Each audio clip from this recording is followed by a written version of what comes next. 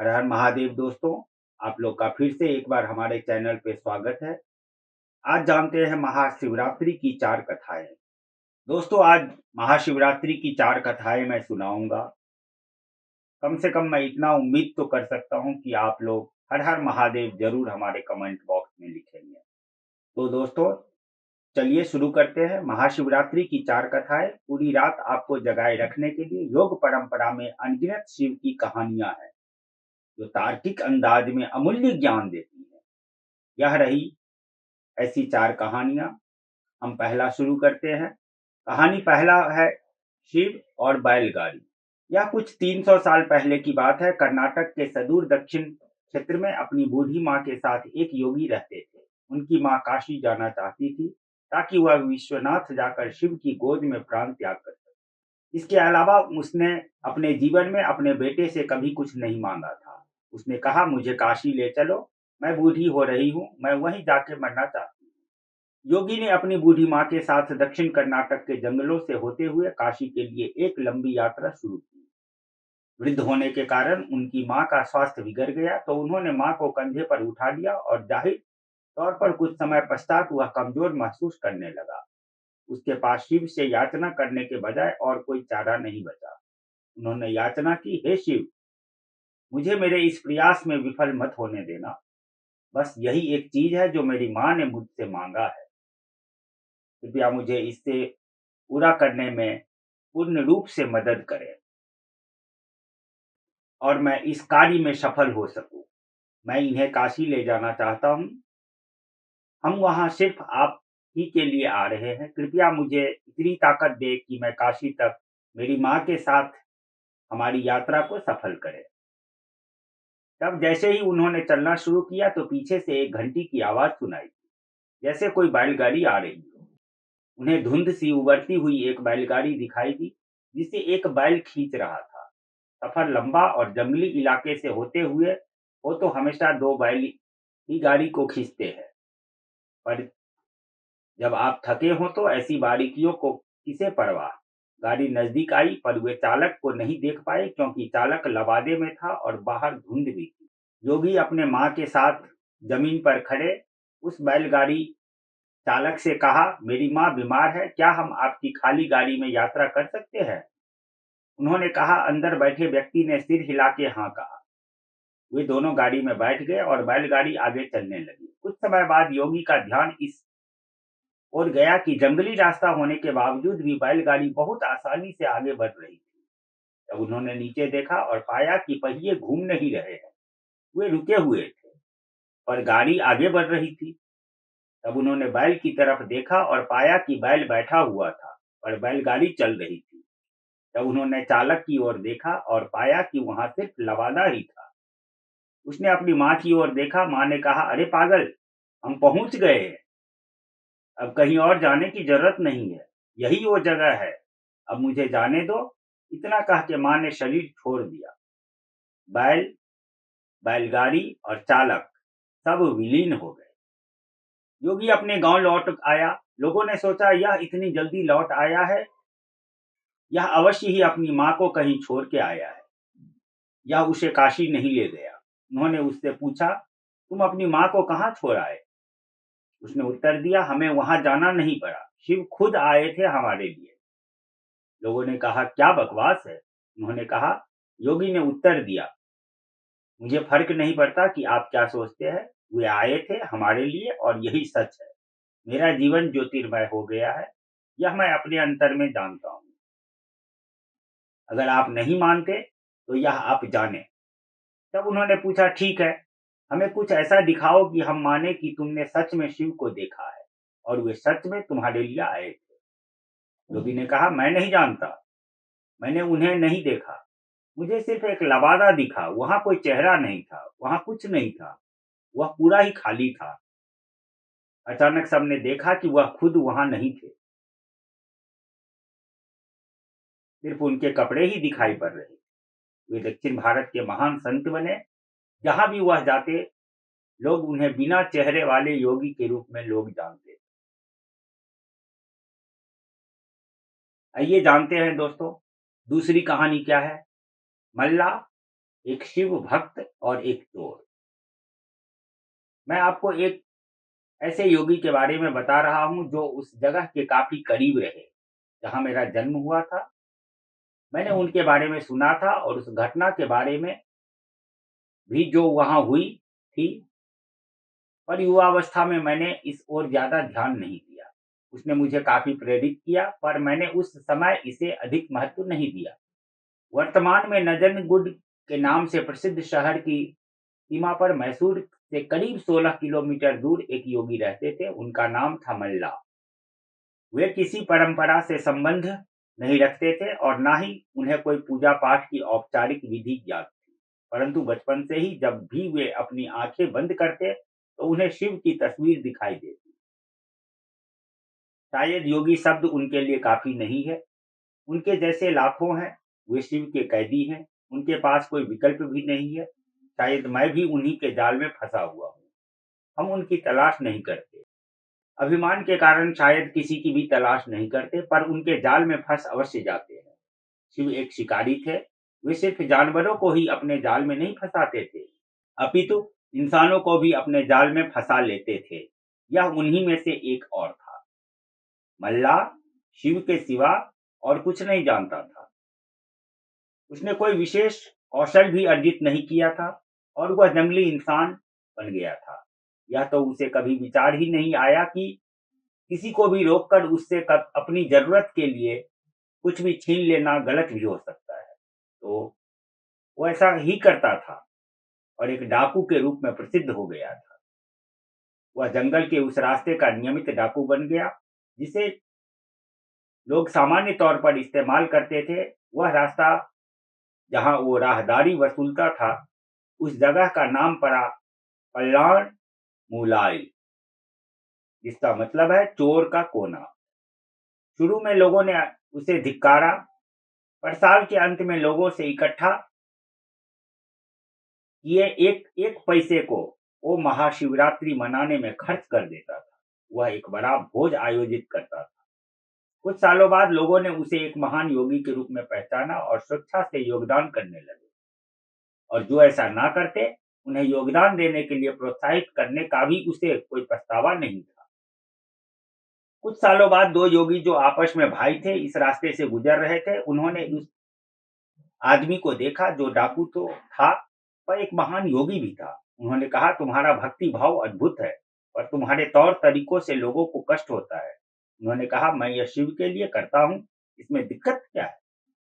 उन्होंने समझाया, अपने साथ अलग ले गए और कुछ पद्धतियों से गुजारा और उस स्थान का नाम कल्याण मूलाई से बदलकर मल्लाण मूलाई रख दिया। आज भी यह स्थान मल्लाण मूलाई के नाम से ही जाना जाता है और जो महाशिवरात्रि वो मनाते थे वो आज एक विशाल संस्थान के रूप में विकसित हो गया है। डकैती छोड़ के इन योगियों के साथ बैठने के करीब 1.5 साल बाद ही उन्होंने महासमाधि प्राप्त कर ली। मल्ला को इस प्रकार मुक्त करवाने के बाद दोनों योगियों ने भी उसी दिन अपने शरीर छोड़ दिया। कबिनी नदी के किनारे इन लोगों के लिए एक खूबसूरत तीर्थ स्थान निर्मित है, जिसे आज भी मल्लाण मूलाई के नाम से जाना जाता है। आइए दोस्तों, कहानी तीसरा सुनते हैं। कैसे बने कुबेर शिव के महानतम भक्त। कुबेर यक्षों के राजा थे। यक्ष बीच का जीवन होते हैं। वे न यहाँ के जीवन में होते हैं और ना ही वो पूरी तरह से जीवन के बाद वाली स्थिति में होते हैं। कहानी कुछ इस तरह है कि रावण ने कुबेर को लंका से निकाल दिया और कुबेर को मुख्य भूमि की ओर पलायन करना पड़ा। अपना राज्य और प्रजा को खोने की निराशा में उसने शिव की पूजा करना शुरू की और एक शिव भक्त बन गया। शिव जी ने दया भाव दिखाते हुए उसे एक अन्य राज्य और संसार का सारा धन दे दिया। इस तरह कुबेर संसार का सबसे अमीर व्यक्ति बन गया। धन मतलब कुबेर। यह कुछ इस प्रकार देखा जाने लगा। कुबेर शिव जी का महान भक्त बन गया, परंतु जब भक्त को यह लगने लगे कि वो सबसे महान भक्त है तो समझ जाए कि सब खोने वाला है। कुबेर को लगने लगा था कि वो शिव को इतना कुछ अर्पित करता है तो वो एक महानतम भक्त है। और बेशक शिव जी ने चढ़ावे में से विभूति के अलावा कभी कुछ नहीं छुआ, पर कुबेर खुद को महान समझने लगा, क्योंकि वो शिव जी को इतना कुछ चढ़ावे के रूप में भेंट करता था।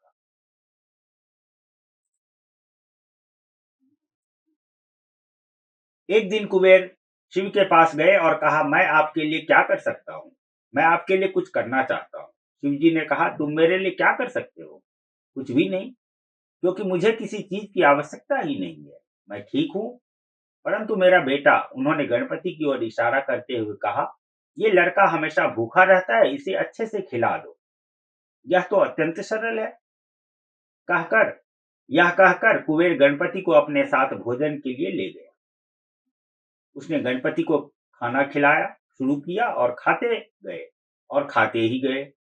कुबेर ने सैकड़ों रसोइयों की व्यवस्था की और प्रचुर मात्रा में खाना बनाना शुरू किया। उन्होंने यह सारा भोजन गणपति को परोसा और वे खाते रहे। कुबेर चिंतित हो उठे और कहा, रुक जाओ, अगर तुम इतना खाओगे तो तुम्हारा पेट फट जाएगा। गणपति जी ने कहा, आप उसकी चिंता मत करो, देखिए मैंने एक सांप को एक कमर पेटी के रूप में बांध रखा है, तो आप मेरे पेट की चिंता ना करें। मुझे भूख लगी है, मुझे खाना खिलाएं। आप ही ने कहा था कि आप मेरी भूख मिटा सकते हैं। कुबेर ने अपना सारा धन खर्च कर दिया। कहते हैं कि कुबेर ने दूसरे लोगों से भी भोजन मंगवा के गणपति को खिलाया। गणपति ने सारा भोजन खाने के बाद भी कहा, मैं अभी भी भूखा हूँ, मेरा भोजन कहाँ है? तब कुबेर को अपने विचार के छोटेपन का एहसास हुआ और उसने शिव के सामने झुकते हुए कहा, मैं समझ गया, मेरा धन आपके सामने एक तिनके के समान भी नहीं है। जो आपने मुझे दिया उसी का कुछ अंश आपको वापिस देकर मैंने खुद को एक महान भक्त समझने की गलती की।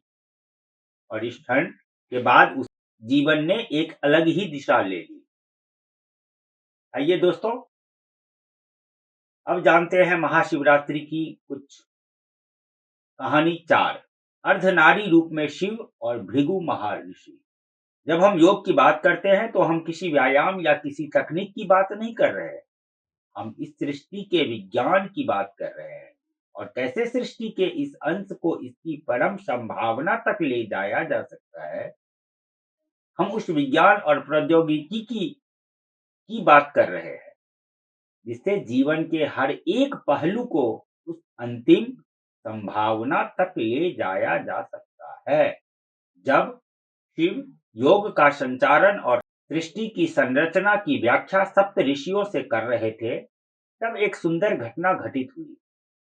सप्त ऋषियों में से एक ऋषि, जो बाद में भृगु महर्षि के नाम से जाने गए, शिव के एक उत्साही भक्त थे। इससे पहले योग प्रोग्राम में जो क्रांति सरोवर के किनारे हो रहा था, जिसे कृपा की झील के नाम से भी जाना जाता है, मां पार्वती भी मौजूद थी।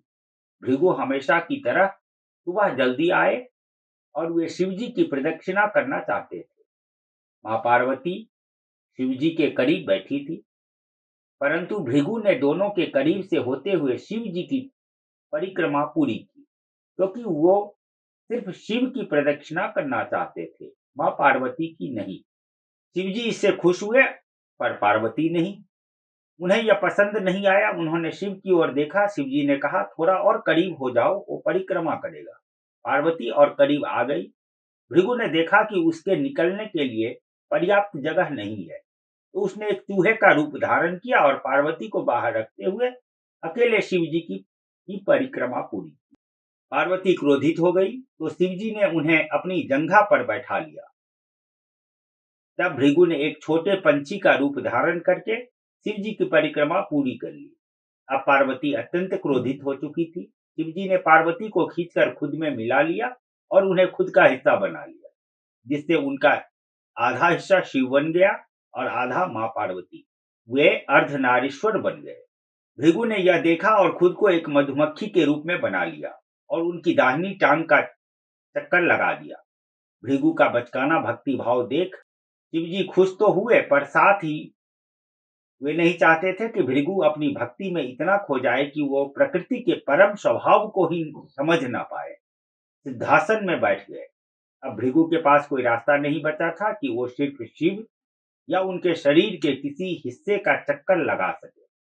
अगर उन्हें अब परिक्रमा करनी थी, तो दोनों सिद्धांतों, उत्तरायण और पौरुष, दोनों को ही करनी पड़ेगी। यह कहानी हमें संप्रेषित करती है कि जब हम योग की बात करते हैं, तो हम भी आयामों के समावेश की बात करते हैं। यह कोई व्यायाम या प्रक्रिया नहीं है, जिससे आप सेहतमंद होते हैं। यह मानव जाति के परम कल्याण के बारे में है, जिसमें जीवन का कोई भी पहलू बाहर नहीं रखा जा सकता। यह ऐसे आयाम को छूने के बारे में है, जो सारे आयामों से परे है। यह एक ऐसे तंत्र के बारे में है, जिससे आप अपने पहले से मौजूद तंत्र, जैसे शरीर, मन, भावनाएं और ऊर्जा को परमात्मा तक जाने वाली सीढ़ी के रूप में इस्तेमाल कर सकें। यह एक ऐसी पद्धति है, जिससे आप अपनी परम प्रकृति के लिए स्वयं को पहले कदम के रूप में तैयार कर सकते हैं। नमः पार्वती पतये, हर हर महादेव। आपका बहुत बहुत धन्यवाद।